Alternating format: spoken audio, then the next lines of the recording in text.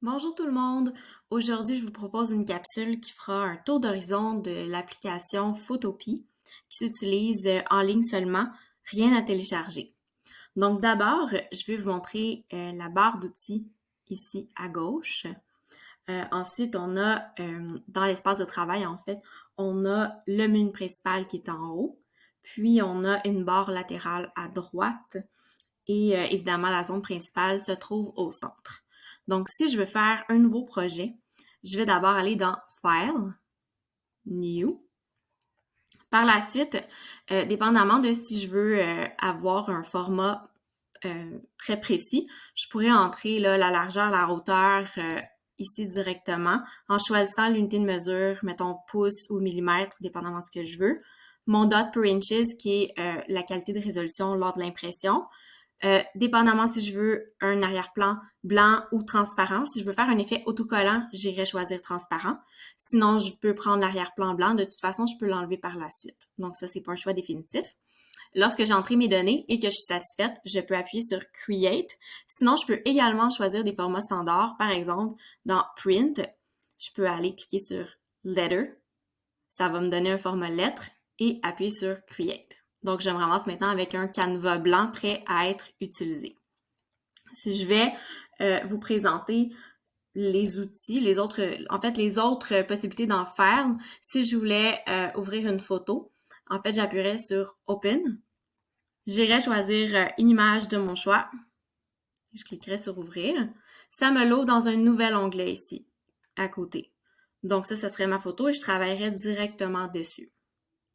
L'autre possibilité, c'est d'ajouter une photo dans ce canevas-là. Ça serait à ce moment-là Open in Place. J'irai encore une fois choisir une image. Et à ce moment-là, elle s'ouvre directement dans mon canevas. Donc, on peut voir la taille. Ce qui est important, c'est de voir, lorsqu'elle s'ouvre comme ça, est-ce que l'image est pixelisée? Si elle l'est, ça veut dire que votre image, elle est comme de pas assez bonne qualité pour pouvoir être utilisée dans la grosseur de ce canevas-là. Dans mon cas ici, j'ai pas de problème, elle est correcte. Si je veux l'ajuster, j'appuie sur le coin et sur Shift en même temps pour la grossir. Et lorsque je suis satisfaite, j'appuie sur Entrée ou sur le petit crochet en haut ici. Voilà. Une étape super importante, ça va aller de cocher, cliquer à droite en fait sur la photo et d'appuyer sur Rasterize. En fait, ça veut dire que ça pixelise votre image, donc elle peut être modifiée maintenant dans Photopea. Donc les couleurs ou peu importe ce que vous voudriez ajouter, un filtre, peu importe. Donc, c'était les possibilités d'en faire ici. Je vais vous montrer, je vais y revenir tantôt pour exporter. Par la suite, je vais vous montrer le volet d'outils. En fait, on a la petite flèche ici, qui est le Move Tool, donc qui permet de bouger un élément. C'est super important, par exemple, d'aller bien sélectionner le bon calque. En fait, un calque, c'est vraiment comme une superposition d'images. On peut vraiment penser à un papier calque. Donc, on les superpose tous, puis c'est ce qui va donner une image finale, en fait. Donc, je pourrais en appliquer, en avoir plusieurs, en fait. Donc, je peux rajouter un calque en appuyant sur la petite feuille, donc New Layer, comme ça ici. Puis là, je pourrais décider d'aller faire, je sais pas, moi, bon, n'importe quoi avec le pinceau ici, mettons en noir. C'est tout petit. Donc, mettons que je fais un genre de petit cœur, pas très beau. Je peux maintenant le déplacer parce que je clique sur ce calque-là. Et puis voilà. Donc, ça peut me permettre de superposer plusieurs éléments. Donc, ce qui est le fun, c'est que tu peux bouger chaque élément indépendamment de l'autre. Alors que si j'avais travaillé, mettons que j'enlève ce calque-là, si j'avais fait mon petit cœur directement sur la photo du chat, mais après, je peux pas le bouger, je peux pas l'enlever, c'est une retouche permanente. Donc, c'est pour ça qu'on opte pour les calques. Donc, je vais retourner en arrière pour l'effacer avec CTRL-Z, c'est mon meilleur ami dans ce genre d'application-là. Ensuite, ici, j'ai le rectangle de sélection. Donc, si je voulais choisir une sélection rectangulaire, je pourrais tout simplement utiliser ça ici et ensuite sélectionner une partie de mon chat. Ce que je peux faire avec mon carré de sélection ensuite, c'est aller dans Select, Inverse Et là, ensuite, je pourrais appuyer sur Backspace pour effacer le contour que je voulais pas et ainsi avoir juste la sélection que je viens de faire. Donc, je me déplace ici à droite dans History pour justement aller défaire là, ce que je viens de faire là. Voilà. Ensuite, on a un mode de sélection qui s'appelle le lasso. Donc, c'est un peu le même principe. J'y vais vraiment comme au hasard. En fait, c'est vraiment plus comme un tracé à main levée. Ensuite de ça, j'ai un autre volet ici qui serait sélection d'objets Quick Selection ou Magic Wand. La Magic Wand est quand même assez connue d'habitude. Donc, elle va comme sélectionner de façon plus intelligente l'objet ou qu'est-ce qu'on veut sélectionner. Par contre, parfois, ça marche pas super bien. Là, dans le cas échéant, en ce moment, ça marche pas super bien. Moi, je préfère le faire manuellement, mais c'est quand même dans les options. Par la suite, on a l'outil de rognage. Je vais aller désélectionner ce que j'avais fait. Donc, voilà. Pour rogner, mettons, ma photo. Sauf que ce que ça fait par contre, c'est que ça va aller rogner aussi l'arrière-plan. Donc, je vous le conseille pas. Pour revenir en arrière, c'est CTRL-Z. C'est le meilleur ami là, dans Photopea ou dans Photoshop. Ensuite, on a l'outil pipette. Donc, pipette, c'est pour aller sélectionner une couleur. Donc, admettons que je veux avoir la couleur gris là, de mon coussin ici en arrière. Je vais aller appuyer avec la pipette sur la couleur et ça se ramasse ici dans mon petit onglet de couleur. Donc, dépendamment de ce que je veux, oups, le petit nez d'agate, je vais sélectionner ma couleur comme ça. Ensuite, j'ai l'outil pansement qui est souvent bien apprécié quand on veut enlever une petite mousse, une petite tache de quelque chose sur une image. Je vais me rapprocher pour qu'on voit davantage ce que je fais. Donc, je dois avoir une petite mousse quelque part. Ouais, voilà, ici en bas. Donc, je vais aller sélectionner le pansement. Je vais aller grossir ma brosse un petit peu. Un contour plus flou, c'est ce que je préfère. Et je vais aller appuyer pour faire disparaître le petit poil qui traînait dans le bas de ma photo. En fait, ce que ça va faire, c'est que ça va aller recréer les pixels qui sont autour, en fait. Donc, c'est sûr que des fois, ça peut paraître, mais parfois, pour enlever juste des petites imperfections, c'est pratique. Ensuite, le fameux outil brosse que j'ai déjà utilisé plusieurs fois. L'outil brosse, en fait, c'est vraiment comme un pinceau. Donc, vous pouvez choisir la taille ici de votre brosse, la dureté de la brosse, la forme, là, le type. Donc, si vous voulez un contour net, un contour diffus, il y a plusieurs types de brosses qui sont possibles. Il y a aussi l'opacité qui peut être intéressante. Si on veut pas avoir une brosse à 100%, on peut aller réduire l'intensité de notre brosse. Donc, c'est pratique. Ensuite, il y a le tampon de duplication, pardon. Donc, ce que ça fait, je vais aller grossir un petit peu ma sélection pour avoir l'œil d'Agathe. Et ce que je fais, c'est que en appuyant sur Alt en même temps, je vais pouvoir aller reproduire Agathe ailleurs dans mon image. Donc, vous allez me dire, mais à quoi ça sert? En fait, des fois, ça va servir à aller justement cacher quelque chose qui était dans l'image, mais qu'on n'a pas de décor en arrière, que le pansement ne peut pas corriger. Donc, ça va être principalement ça que ça sert. Je vais aller défaire ça ici. La gomme, je n'utilise jamais la gomme ou presque parce que c'est trop permanent comme dommage. Donc, quand je veux effacer quelque chose, je veux vous le remontrer ici. Je vais sur mon calque, j'appuie sur Add Raster Mask et ensuite, je vais aller sélectionner la brosse en noir et là, je vais aller effacer ma photo. Là, ça va être plus pratique pour moi parce que ça va éviter justement que je puisse pas revenir en arrière. Donc, je vais revenir en arrière pour vous le montrer. Admettons que je choisis ma brosse. Mais ça efface tout. Et je peux pas revenir en arrière. Je peux pas faire repousser le bout d'oreille que j'ai effacé en trop, ce qui est moins pratique selon moi. Ensuite, on a l'outil Gradient Tool ou Paint Bucket Tool. Donc, si tu veux, mettons, colorer ton arrière-plan. Donc, je vais fermer l'œil sur Agathe. colorer mon arrière-plan. Donc, mettons que je vais aller choisir une couleur. Je peux appuyer sur mon petit carré de couleur ici, aller choisir la couleur de mon choix. Je fais OK. Et je clique tout simplement sur l'arrière-plan et il devient rose comme ça. Je peux appuyer sur l'œil pour revoir Agathe. Donc, les petits œils dans les calques, c'est super pratique pour justement travailler un calque à la fois. Ensuite, les outils gouttes d'eau, ça va un peu flouter votre image. C'est vraiment des effets. Il y a l'outil texte, évidemment, qui est pratique. Donc, outil texte que je peux créer ici. Donc, je suis rendue avec un calque de texte qui est très petit.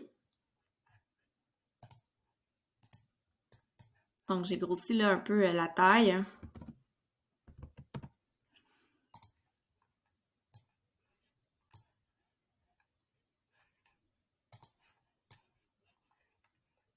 Donc voilà, je crée mon bloc de texte.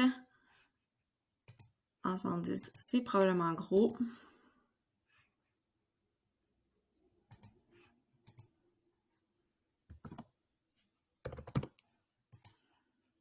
C'est tout petit, tout petit.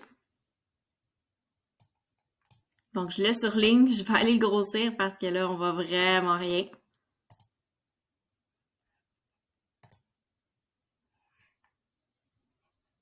Je vais aller mettre par-dessus Agathe. C'est super important. Donc, si je reviens ici, là, sur le côté, c'est vraiment important de bien organiser l'ordre des calques. Donc là, mon halo, tantôt, je le voyais pas parce qu'il était sous la photo du chat. Donc, c'est important d'aller le remettre par-dessus pour voir ce qu'on fait. Puis, sur les petits onglets là qu'il y a ici, qu'on peut ouvrir avec les petites flèches, on peut avoir d'autres options comme paragraphe. Donc, je pourrais aller choisir d'écrire centré, d'écrire plus sur le côté. C'est ça, je pourrais choisir ce que je veux. Je pourrais aussi aller changer la police ici et aller en choisir une autre. Donc, ça te permet d'avoir d'autres options. Donc, voilà. Je vais cacher mes onglets de texte. La plume, tout ça, je l'utiliserai pas. Je vais vous montrer le petit rectangle ici. Ça, c'est simplement pour créer une forme que je peux remplir ici avec une couleur de mon choix.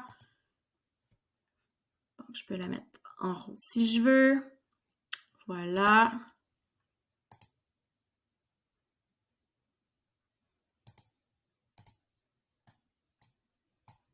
Ça, c'est pour faire un contour. Donc, stroke, c'est pour le contour. Je pourrais ne pas en mettre en cliquant sur le X. Donc, ça me fait une forme. Et la forme, elle est dans un nouveau calque également. Donc, elle est sur le dessus, mais je pourrais jouer avec puis le mettre plus bas si je voulais. Voilà. Ensuite, l'onglet main. En fait, l'onglet main va vous permettre de vous déplacer dans votre zone de travail sans bouger les calques ou quoi que ce soit. C'est vraiment pour bouger l'espace de travail, pour mieux voir. Il y a l'outil Loupe, évidemment, qui est pour zoom in, zoom out. Puis finalement, vos onglets de couleur ici, quand on clique dessus, c'est là qu'on peut aller choisir une couleur de son choix. On appuie sur OK et notre pinceau devient cette couleur-là. Quand on veut revenir à blanc et noir, on fait juste appuyer sur les deux petits carrés qui sont ici et ça revient en noir et blanc. Pour les inverser, c'est toujours la petite flèche en coin ici. Si je retourne à mon menu en haut, je vais dans Edit. Ce que je peux faire, c'est Undo, Redo. Par contre, moi, je vous conseille d'apprendre CTRL-Z. Ça va vraiment plus vite. Vous avez le fameux Cut, Copy, Paste, Free Transform. Ça, c'est pour aller modifier la grosseur de l'image ou du calque. Super important quand on fait ça de toujours tenir Shift pour respecter les proportions. On a également Transform qui va aller, en fait, jouer sur l'image comme telle. Donc, je préfère faire, je vais aller sélectionner en fait le bon calque. Encore une fois, super important, le chat. Ici, je vais dans Transform. Mettons que je fais un flip horizontal. Donc, voilà, Agathe a fait un flip horizontal. Donc, ça va vraiment aller juste toucher l'image que j'ai sélectionnée, donc le calque que j'ai sélectionné. Ensuite, dans Images, en fait, ça va être la possibilité d'aller ajuster les propriétés de la photo, donc le contraste, la luminosité, les couleurs, peu importe ce que je voudrais aller retoucher. C'est pour ça qu'on doit vectoriser l'image au départ. Là, quand je cliquais sur Rasterize, c'est à ça que ça sert. Ensuite de ça, toujours dans l'image, dans Transform, si vous faites un flip, cette fois-là, ça va flipper tout le canevas au complet. Donc, je vous le conseille moins. Je pense que c'est mieux de travailler directement avec les calques, à moins que vous vouliez tout inverser. Ensuite, les layers, en fait, ça, c'est les calques dont je parle depuis tantôt. Je vous ai présenté déjà comment faire le masque vectoriel, donc comment aller effacer sans que ce soit permanent. Donc, encore une fois, vous pouvez atteindre ça par ce volet-là. Par contre, c'est beaucoup plus facile d'aller dans la barre latérale, d'aller cliquer sur le rectangle avec le petit rond à l'intérieur et de faire Add Raster Mask, ici comme ça. Et vous avez votre masque vectoriel prêt à être utilisé avec la brosse pour effacer. Voilà.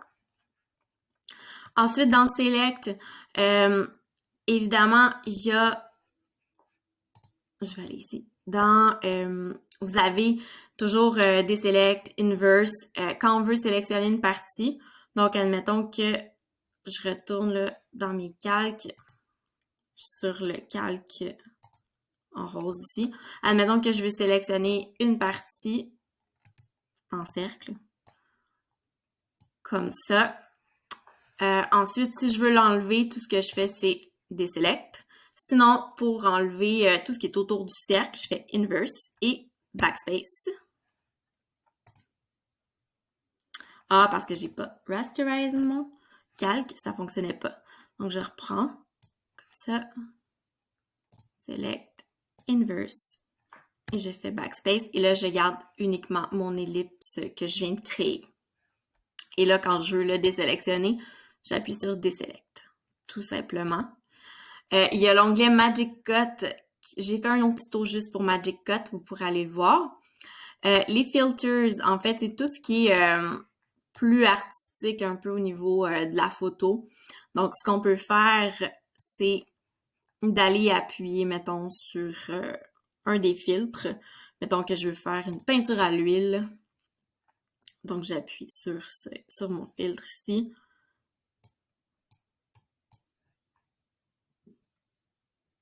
Et j'appuie sur OK et ça va transformer mon image là, en peinture à l'huile. Donc, si on regarde, Agathe est beaucoup plus diffuse maintenant. Donc, c'est à ça que ça sert.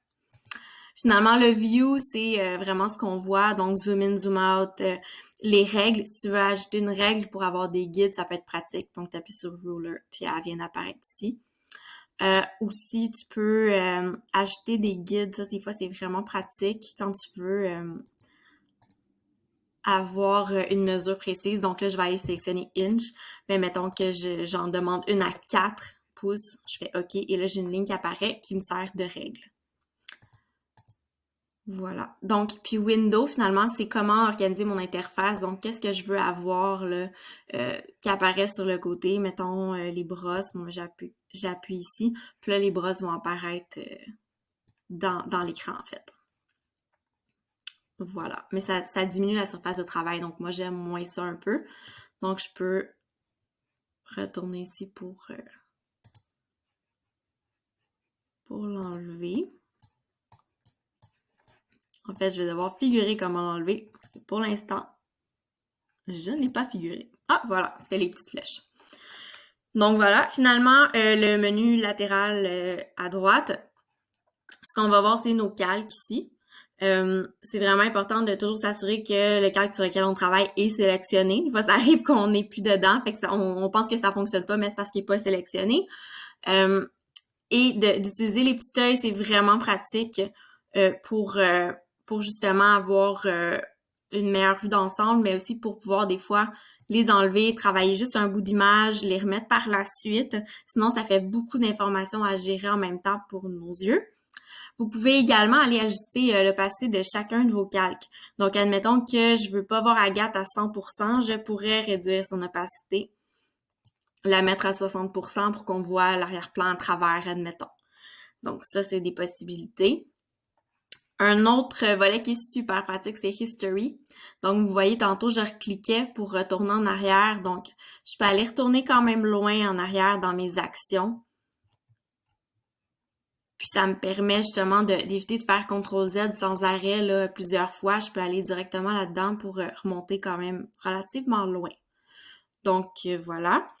Ensuite, dans le bas de notre onglet, on a la corbeille qui est évidemment la poubelle. Donc, si je veux enlever un calque, ce que je peux faire, c'est tout simplement de le mettre aux poubelles. Voilà. Je vais le remettre, donc j'appuie dans l'historique ici pour le remettre. Mon fameux masque de fusion qui est Add Raster Mask, il est ici. Puis pour l'instant, je pense que je vais arrêter là. Je pense que c'est les principaux éléments que vous devez connaître là, pour être fonctionnel dans Photopea.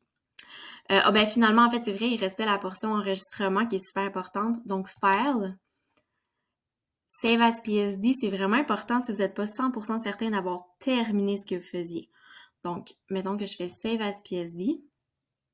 Ça s'enregistre dans mon ordinateur. Donc, je peux fermer ça. Je retourne dans l'ordi. OK, il est là. Donc, je vais faire File, Open. Et là, je vais retrouver ce que j'ai fait maintenant. J'appuie dessus, je fais Ouvrir. Et je retrouve mes calques. Parce que quand on fait plusieurs calques, c'est très pratique. À l'inverse, si j'ai vraiment terminé et que je veux avoir une version photo, je vais faire Export As et là, je vais aller cliquer sur JPEG. Si je veux une image, par exemple, qui a un arrière-plan transparent, c'est là que je vais appuyer sur PNG. C'est la seule différence vraiment. Donc là, dans ce cas-ci, mon arrière-plan, il est blanc, donc je vais choisir JPEG. Je fais Save. Je ferme le tout pour vous montrer qu'est-ce que ça fait comme différence. Donc, File, Open.